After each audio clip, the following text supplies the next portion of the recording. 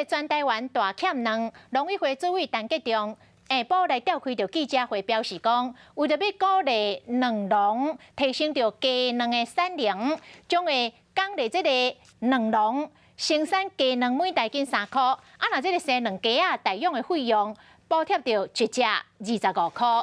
另外，这个过年的期间，库存的6万箱甲8万箱的鸡卵将会全部来放出，卖到传统市场甲超市。伫个2月进前，为美国、日本甲澳洲进口的鸡卵，嘛会陆续到货，提供予食品的加工厂来使用。不过，陈吉仲来强调讲，这个进口只是短期的措施，这个期间嘛邀请到相关的产业来讨论效果，再个看这个措施是不是要来做调整。